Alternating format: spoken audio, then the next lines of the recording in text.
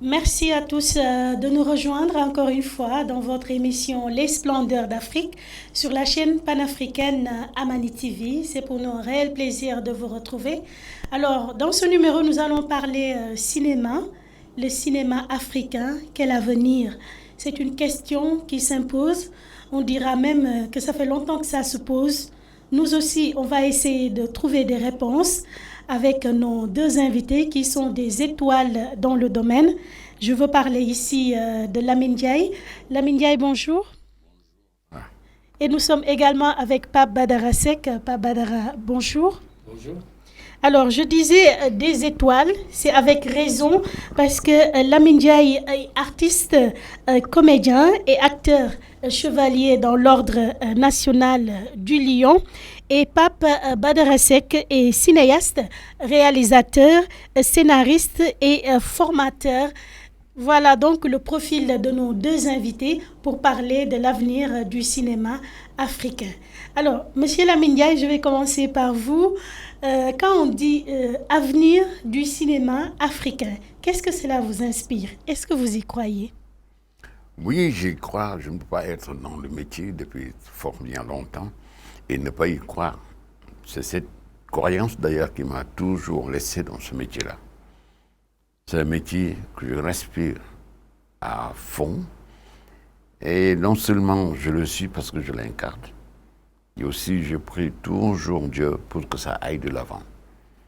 Pour que ça aille de l'avant.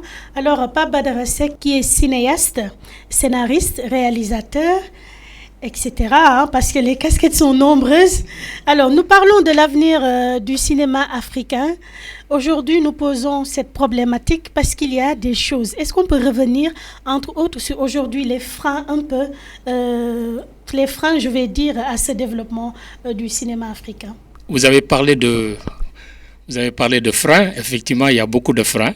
Bon, parce que depuis que le cinéma africain, je veux dire, est en tout cas est né, en tout cas au niveau historique, sur le plan historique, je veux dire, on est à près de 70 ans de cinéma. Si on considère que le premier film d'Afrique noire a été tourné en 1955, et aujourd'hui, bon, en 2025, on aura 70 ans de cinéma. Bon, cinéma, on est toujours à l'état artisanal, au lieu d'être à l'état industriel, parce que le cinéma, c'est ça aussi, c'est la définition du cinéma, art et industrie. Bon, on commence, d'accord, au début c'est difficile, avec les Sembènes, les pionniers de notre cinéma en tout cas, et les pionniers du cinéma africain.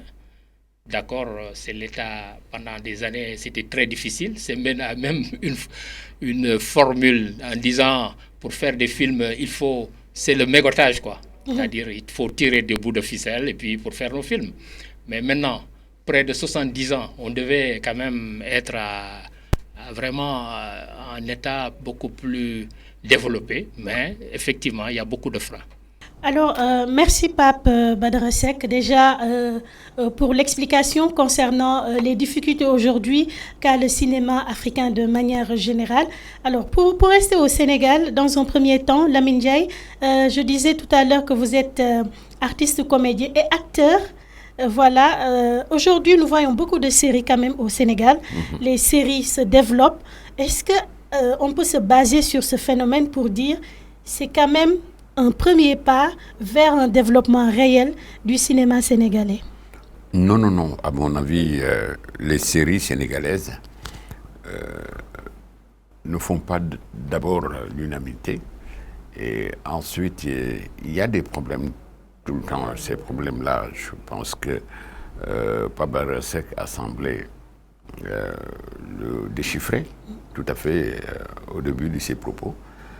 Mais le problème, d'abord, c'est une transition qu'il fallait faire. Faire un diagnostic, d'abord, et ensuite, la transition irait mieux. Mais malheureusement, c'est une transition mauvaise. Parce que le problème, c'est de rester dans sa culture aussi. Oui. Je ne demande pas aux gens de s'enfermer dans leur culture, parce que, comme Senghor disait, enracinement et ouverture. À travers le cinéma, on peut connaître l'autre. on peut façonner vraiment nos relations pour que ça aille de l'avant. Si nous voulons que l'Afrique gagne le combat cinématographique, il y a le sens du partage. Déjà, partage de connaissances, partage d'expériences, partage de pas mal de choses, et aussi s'intégrer mutuellement. Mais moi, je dirais l'intégration commence par l'acceptation de l'autre. Donc les séries, à vous entendre, les séries restent concentrées sur nous-mêmes. Ça ne permet pas l'ouverture. Non. Malheureusement, les séries ne restent pas concentrées sur nous-mêmes. Ce qu'ils ont fait, ils sont allés prendre ce qui se passe à l'extérieur. Moi, je refuse tout ce qui est occidental. Pas d'emblée. Ouais. Il y a des choses qui sont bonnes. Tout à fait. Mais il ne faut pas se lancer complètement dans le cinéma de l'autre. Tout à fait. Jusqu'à pour ne pas dire soi-même. épouser sa culture. Tout à fait. Déjà, nous avons un problème. Le français que nous parlons, en fait, n'est pas un français. En fait, un bon français, ça se parle avec une diction autre que la diction de notre culture sénégalaise. Déjà, quand tu regardes, il y a beaucoup d'imperfections. Donc, pour moi, cette transition demande vraiment à être gérée. S'il faut même qu'on prenne le temps de réfléchir sur l'avenir du théâtre sénégalais. Peut-on comprendre ici un mauvais départ? Mais un mauvais départ, bien sûr. Pourquoi aujourd'hui les gens sont en train de critiquer? Parce que nous ne sommes pas restés dans notre culture. Les kidnappings et autres que tu vois dans ces téléfilms-là, oui. On ne l'a pas connu, nous, dans notre culture. Et le cinéma, comme c'est un moyen et un médium de communication, tu parles avec qui en faisant du cinéma? Au grand public. Le grand public africain va nous demander, mais vous, votre culture se résume tout simplement au kidnapping, aux voitures luxueuses, aux maisons qui sont luxueuses aussi. On prend une jeune fille, on l'amène où, on la cache, et puis on demande de l'argent. C'est ça, votre cinéma. La réelle culture du cinéma sénégalais devrait se conjuguer autrement, faire autrement, rester en réalité vraiment dans notre culture pour montrer et partager ce que nous avons avec les autres. Chose intéressante que vous évoquez, Lamine Ndiaye, et vu votre expérience, pourquoi justement ces choix sont orientés vers cette ouverture avant l'enracinement dans nos cultures? Le problème, c'est Internet, qui définit des plateformes où ça gagne beaucoup d'argent. Il suffit de mettre son produit et chaque personne qui ouvre, tu es déjà payé. Quand on le fait comme ça, les gens visent l'argent mieux que le bon produit. Et là, quand tu le fais, tu perds normalement tu perds du moins en valeur et tu perds beaucoup de choses. Un cinéma, vraiment, à sa nature, à son appartenance. Tu perds déjà tout ça en essayant d'épouser l'autre par précipitation ou par manque d'argent. On cherche de l'argent à travers Internet. Mais ce n'est pas comme ça. Réfléchir comme ça, c'est être vraiment dans le puits. Alors, Pape Badara Seck, pour revenir à vous, tout à l'heure, vous disiez que notre cinéma va vieillir de 70 ans en 2025. Alors, voilà un temps suffisant, on va dire, pour gagner en expérience. Malheureusement, on se rend compte qu'on a comme l'impression que notre cinéma est dans les tiroirs. En tout cas, ne connaît pas encore l'essor escompté. Vous avez tout à l'heure parlé des difficultés. À votre avis, quelles sont aujourd'hui les choses qui maintiennent l'existence de ces difficultés? Parce que si on n'avance pas, on est en train de reculer ou bien on est encore sur le point. Qu'est-ce qui fait que ces difficultés demeurent? Qu'est-ce qui fait que ces difficultés demeurent? Bon, je pense que Lamine a touché un point, la culture. Il y a un problème de culture. On a pris, avec Sembène, on avait pris un bon départ. Sembène, si on regarde bien Sembène, le cinéma sénégalais, je veux dire. Si on regarde notre cinéma, on peut parler toujours du cinéma africain, mais si on regarde notre cinéma sénégalais, Sembène a pris un bon départ parce que si on regarde ses premiers films, c'est toujours le point de vue de, comment on appelle ça, des gens du peuple. son premier film, Borom Saret, mais c'est le point de vue d'un Borom Saret, je veux dire, sur le quotidien. On continue sur le néocolonialisme. Quand on a eu l'indépendance, c'est une servante, c'est l'histoire d'une servante que Sembène nous montre, la Noire 2. Hein? On continue, c'est un Borom Keur Gorgorlou avec le mandat. Hein? Donc, il nous invite à toujours prendre le point de vue de l'enracinement, c'est-à-dire ces gens de notre culture qui n'ont pas eu peut-être la chance d'aller à l'école et puis qui n'ont pas été initiés à la civilisation française et qui donnent un point de vue sur leur société. Donc, on a toujours parlé d'enracinement et d'ouverture. Mais le problème qui se pose au Sénégal, en tout cas moi, comment je le vois, on a commencé par l'ouverture. Voilà. On a commencé sans nous enraciner. C'est ça le problème. C'est un discours, enracinement. Écoutez, c'est très beau de l'entendre. Mais regardons comment on a commencé. Hein? Comment on a eu l'indépendance. Parce qu'on est obligé aussi de parler de politique. C'est les freins de notre cinéma, quelque part. C'est la politique. Hein? Parce que si on avait pris peut-être une orientation politique beaucoup plus africaine, hein, disons, depuis le début de l'indépendance, on aurait aidé certainement les films en tout cas, qui ont un contenu culturel assez fort, à être produits, à être vus. Voilà. Donc ça, c'est une orientation politique qui nous a amené toujours vers une autre culture, à l'occurrence la culture française. Maintenant, l'autre côté, c'est le financement. Et on est toujours sur le problème du financement. C'est-à-dire, un film, quand même, ça demande des moyens financiers. Bon, l'État peut-être pouvait, en tout cas, avoir une certaine politique de financement de nos films.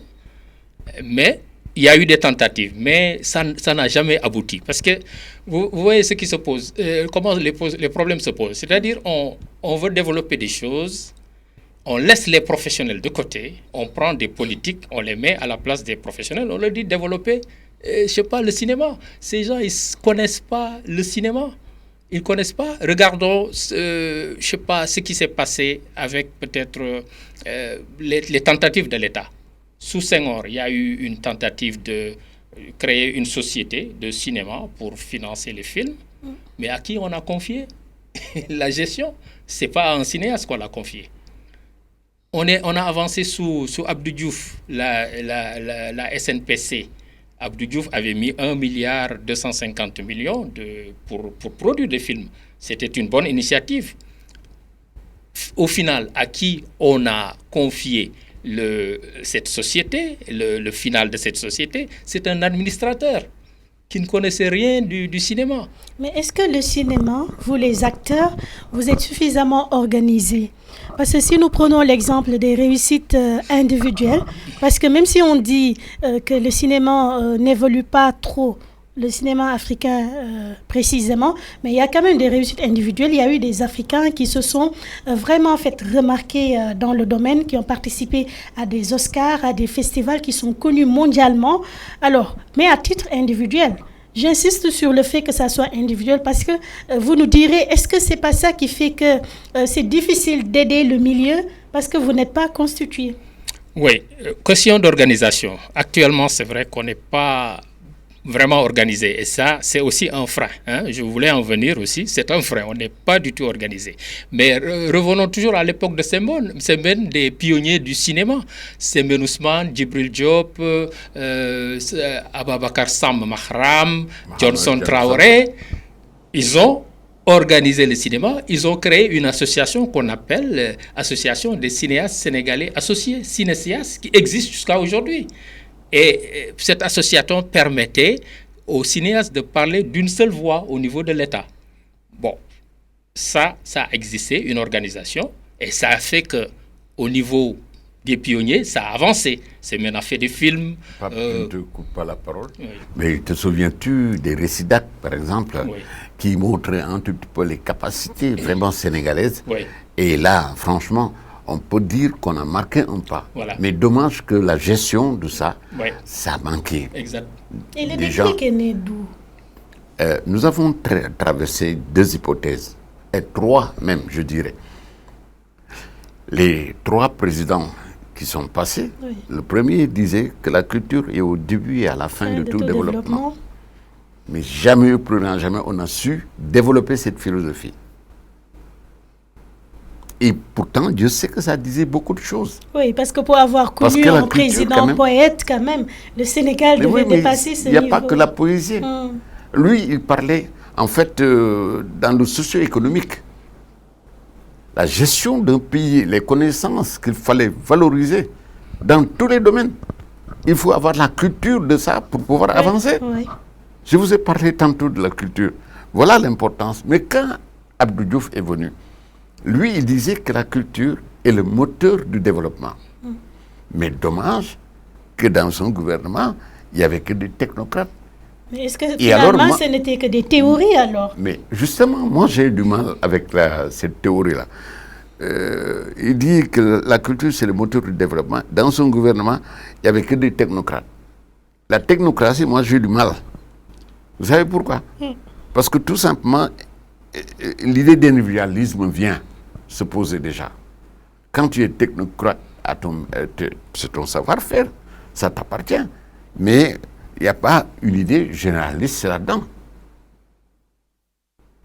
Mais quand Abdoulaye Wade évolue, qu'est-ce qu'il disait? Et je suis tout à fait d'accord avec lui. Il disait que la culture, c'est tout le développement. Mais il a raison. Alors, on devait développer ces philosophies-là pour savoir en réalité et y aller en profondeur, gérer cet aspect du cinéma à travers la culture, à travers ce que nous appartient. Il a cité tout de suite des genres de films comme Le Mandat, comme Gogorlo. Borom Charet, avec ses femmes, le quotidien sénégalais. Là, on reste dans notre culture. C'est ça. Mais Senghor avait dit enracinement et ouverture. Et ouverture. Cela veut dire que prends les choses que tu as, mais ouvre-toi à l'extérieur. Et c'est tellement bien de citer l'exemple de ces productions. Si on se limite à Gogorlo, Gogorlo a marqué les esprits et continue de marquer les esprits parce que justement ça reflétait la réalité bien sénégalaise. Comme Djoublan aussi. Voilà, c'est des choses qui nous concernent, que nous Des pouvons gens qui passent toucher de tout la leur main. temps à arnaquer d'autres personnes comme eux, alors qu'ils vivent dans la même société. Oui. Alors, où se trouve maintenant celui qui est exemplaire, celui qui devait vraiment avoir des qualités d'homme, de valeur, Djom, Foule, Faïda, tout ça, c'est des valeurs. Oui. Alors, les cultiver comment? À travers des sketchs comme ça. Alors, pouvons-nous dire que le Nigeria a réussi là où le Sénégal a échoué et peut-être d'autres pays africains? Pouvons-nous dire tout simplement que le Nigeria a compris ce que nous n'avons pas compris ou nous peinons à comprendre parce que le Nigeria est le deuxième pays producteur de films après l'Inde. Et le Nigeria, aujourd'hui, quand on parle de cinéma, je pense qu'il est bien placé avec l'Afrique du Sud au niveau africain et international. Alors, le Nigeria montre tout simplement sa culture à travers ses productions cinématographiques. Nous tous, nous connaissons bien Nollywood, nous suivons, nous savons ce qui se passe et ça nous permet de découvrir le Nigeria. Et heureusement, c'est ça qui a fait que le Nigeria a cette force en termes de productivité, en termes de reconnaissance internationale. Alors, Pape Badara Seck, je m'en vais vous demander, le Sénégal ne devrait-il pas alors tout simplement s'inspirer du modèle nigérian? Oui, effectivement, le Sénégal devrait s'inspirer parce que c'est un modèle africain déjà. Voilà, je pense que c'est ça qu'il faudrait faire. Le Nigeria, Nollywood est arrivé au niveau après l'Inde, au niveau des films fiction, cinéma. C'est ça, bon, je veux dire, voilà le résultat. Bon, eux, effectivement, au début, quand vous voyez le cinéma de Nollywood, au début, ils se sont basés sur des choses de leur culture, oui. La culture. On les critiquait, ouais, vous faites trop des choses avec les sorciers, avec les trucs, mais c'était leur culture. C'est-à-dire, le public du Nigeria se retrouvait s'identifier avec ces films, même si ce n'était pas bien fait. Après, il y a eu, comment on appelle ça, une production qui a suivi. Parce que ce qui est intéressant dans le cinéma, c'est de faire des films et pouvoir les rentabiliser pour pouvoir faire d'autres films.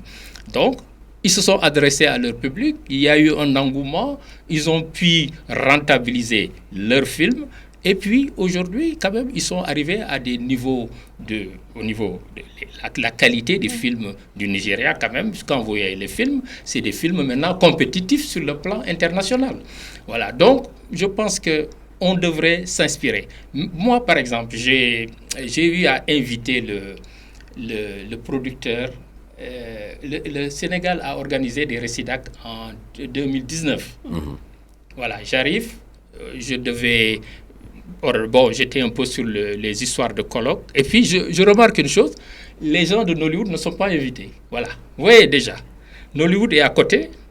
On va inviter des gens qui viennent de très loin, payer beaucoup d'argent pour ces gens, les perdièmes. On n'invite pas une personne qui vient de Nollywood. Je leur dis, mais qu'est-ce qui se passe?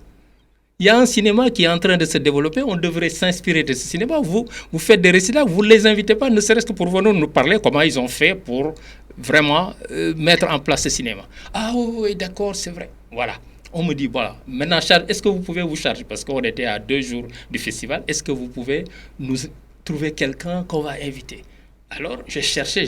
Moi-même, je ne savais pas qui a mené. Mais le bon Dieu a fait que je tombe sur au niveau de l'association des producteurs de Nollywood, le président. Je réussis à l'inviter. Il vient et il nous parle de Nollywood. Qu'est-ce qu'il a dit? Il a dit, nous ne dépendons pas de l'État du Nigeria. Tout notre film a été financé par des privés. Au début, on a compris que la vidéo, au début, tu sais, il y avait le cinéma qu'on faisait avec l'argentique, les pellicules qui coûtaient très cher. Quand la vidéo est arrivée, nous avons opté pour la vidéo qui coûtait moins cher. Nous avons fait des films qui ne coûtaient pas trop cher. Nous avons un public de 150 millions d'habitants au Nigeria. Donc, par rapport à tout ça, nous avons produit des films à peu de budget qui ont rapporté de l'argent. Les investisseurs privés nigérians sont venus, ont financé.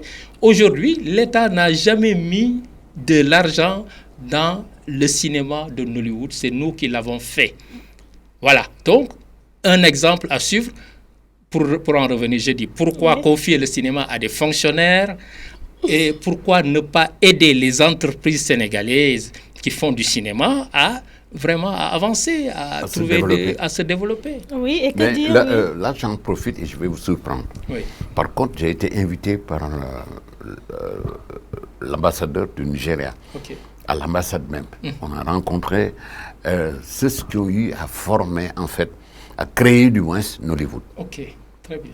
Le budget de Nollywood fait 2 fois le budget de TF1. Ok. Je vais vous surprendre. Ouais. Okay. Et ils ont pris un système déjà qui est comme le système des Mourites ici.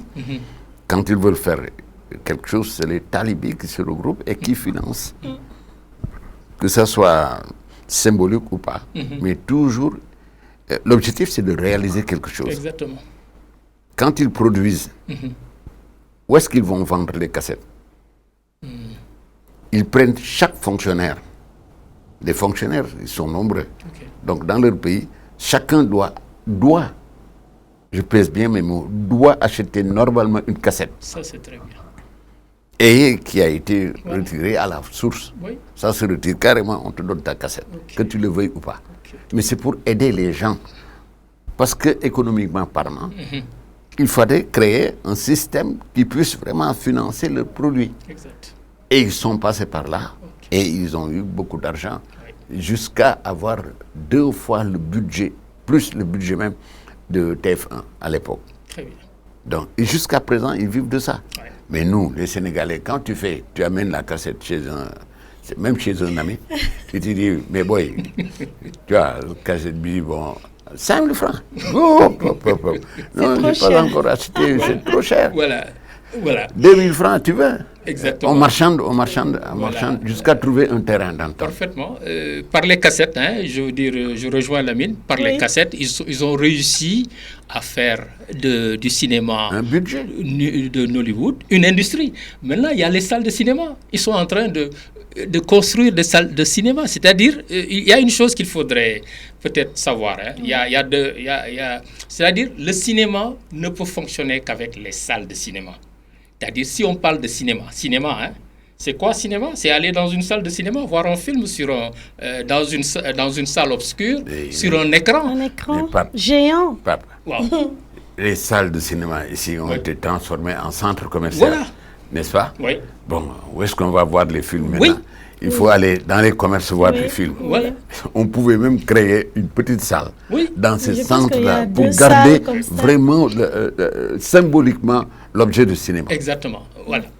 Et ça, c'est un problème, surtout pour le Sénégal.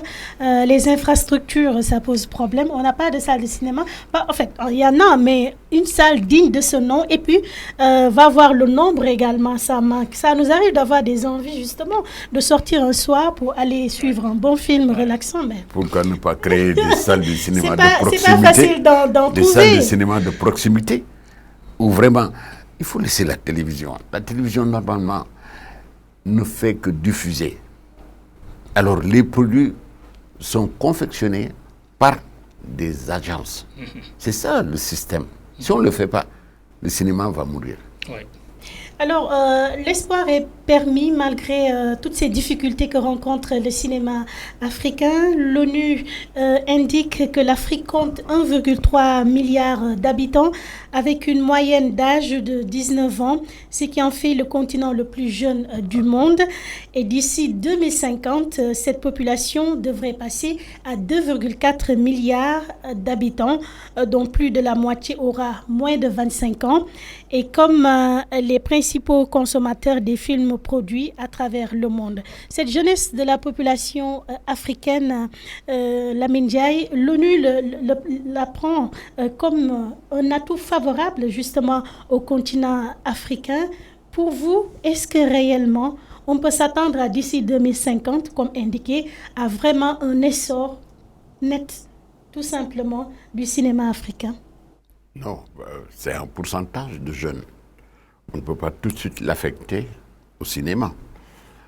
Les domaines sont diversifiés, parce que les jeunes, quand même, ne sont pas arrêtés tout simplement au cinéma. Il y a beaucoup de métiers, cependant, dans ce cinéma-là. Cela veut dire que tout simplement, que nous, en tout cas, je prends notre exemple, nous avons besoin que les jeunes travaillent. Des jeunes acteurs et consommateurs. Oh, jeunes acteurs et consommation, le monde du cinéma ne se résume pas tout simplement à l'Afrique. C'est le pourcentage qu'on donne. Chaque fois, l'ONU donne en fait des chiffres qui restent encore à l'étape du pourcentage. Mais dans la réalité, vraiment, quand il y a beaucoup de domaines, il faut aussi penser à ce genre de domaines. Cependant, le cinéma renferme en tout cas beaucoup de métiers. Il y a beaucoup de métiers dans le cinéma. C'est une partie pour résorber vraiment le chômage. Moi, c'est ce que je peux dire et appuyer l'envie, bien sûr, de cette institution qu'est l'ONU. Donc, mais quand même, ça reste à l'étape des chiffres. Ouais. Moi, les chiffres, vraiment, ça ne se vérifie pas dans le terrain. C'est une estimation pour l'avenir. Alors l'avenir, le lendemain du Sénégal, de l'Afrique, personne ne sait où va cette Afrique-là. Déjà que cette jeunesse dont on parle, elle est déjà là. Les jeunes sont là, le continent est jeune. Mais oui. Même avec cette jeunesse, est-ce qu'on est vraiment arrivé à avoir les chiffres de développement? S'il n'y a pas la formation, comme Pape l'a dit, je vois mal ces jeunes-là africains qui vont se lancer dans le cinéma. Le cinéma demande une préparation. S'ils veulent lancer tout le monde dans le cinéma, oui, moi je suis tout à fait d'accord. Mais faudrait-il qu'on aille à l'école et apprendre, qu'on accepte de se former d'abord. Rien ne sert de courir, il faut partir à point. Il faut partir à point et Pape Badara Seck, nous sommes pratiquement au terme de cette émission. Voilà, on ne peut pas tout dire dans une émission d'une trentaine de minutes, mais pour revenir au Sénégal, on parlait tantôt des infrastructures. Le Sénégal en manque catégoriquement. On n'a pas d'assez de salles de cinéma. Si on se mettait à compter, je pense même qu'on ne serait pas loin. Je ne pense pas qu'on ait 5 ou plus de salles actuellement dans le pays, alors qu'à l'époque, il y en avait beaucoup. Peut-être revenir sur cet aspect et essayer de nous expliquer aujourd'hui pourquoi les salles, tout simplement, n'existent plus. Voilà, donc à l'époque, on avait des salles de cinéma, privées toujours, mais c'était un peu, on venait de sortir de l'époque coloniale, donc il y avait, dans les années 60, il y avait 80 salles de cinéma, même les films de semaine passaient quand même dans les salles. Voilà, donc ce qui est arrivé, c'est que le cinéma était rentable, ces salles de cinéma étaient bien rentabilisées, les gens aimaient aller au cinéma, il n'y avait pas encore la télévision. Hein. Bon, maintenant, qu'est-ce qui s'est passé? L'État a trouvé que c'était très rentable. Ils ont décidé de monopoliser les salles de cinéma. C'est ce que les gens ne disent pas. L'État a décidé de monopoliser les 80 salles de cinéma parce que c'était rentable. Au lieu de les laisser au privé ou bien de les laisser aux cinéastes. Alors, la gestion des fonctionnaires revient encore, on revient à ça. Qu'est-ce qu'elles sont devenues ces 80 Ils ont salles? donné ça à des fonctionnaires pour le gérer. Ils ont passé leur temps à faire autre chose que développer la distribution cinématographique, des missions, vous voyez, le problème c'est ça un peu, c'est-à-dire s'occuper de politique plus que développer les salles de cinéma. Finalement, on est arrivé à ce que les salles ne sont plus, 80 salles ne sont plus rentables. La FMI, Banque mondiale, a dit au Sénégal, on ne peut pas continuer à vous donner de l'argent pour des choses qui ne sont pas rentables, que vous n'arrivez pas à gérer. On voudrait, c'est le truc de la politique là qui est arrivé avec la FMI, tout ce que les États gèrent et qui ne sont pas rentables, l'État doit se retirer de ça et puis donner ça au privé. Les salles, les 80 salles sont parties comme ça. Maintenant, au lieu de les donner aux cinéastes ou bien des gens intéressés par la distribution cinématographique, ils l'ont bradé à des commerciaux qui en ont fait des centres de commerce. Voilà le problème. La personne prend la salle, promettant à l'État qu'il va en faire une salle de cinéma. Au bout, qu'est-ce qu'on voit? Comme dit Lamine tout à l'heure, on voit des centres, des centres commerciaux. El Malik, Roxy à la Médina, des trucs, Liberté n'existe plus, à l'Akbar. Voilà, c'est comme ça que les salles ont disparu. Voilà, maintenant, nous avons, disons, 4 salles de cinéma, une salle Canal Olympia et un complexe. Bon, ça, on peut dire, je pense que le complexe Sembène Ousmane, l'initiateur, c'est un Libanais. Bon, peut-être il est sénégalais, mais en tout cas, c'est un Libanais. Le canal, c'est les Français. Mais je dis toujours aux Sénégalais qui sont intéressés par la distribution, pourquoi vous ne vous regroupez pas pour ouvrir des salles de cinéma? Voilà le problème. Donc, on en est là. Surtout ceux-là qui se distinguent déjà. Voilà. Merci beaucoup, en tout cas, Pape Badara Seck. Je rappelle que vous êtes cinéaste, réalisateur, scénariste et formateur. Merci d'avoir répondu à notre invitation. Merci. Lamine Ndiaye également était de la partie, bien connu dans son domaine, artiste, comédien et acteur chevalier dans l'Ordre national du Lion. Lamine Ndiaye, merci, c'était un plaisir d'être avec vous. Merci.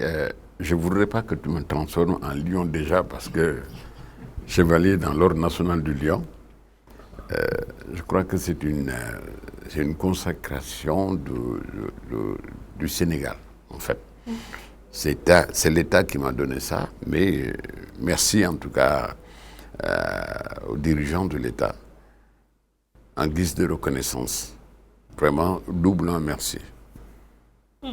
Et voilà qui met fin donc à ce numéro de votre émission Les Splendeurs d'Afrique.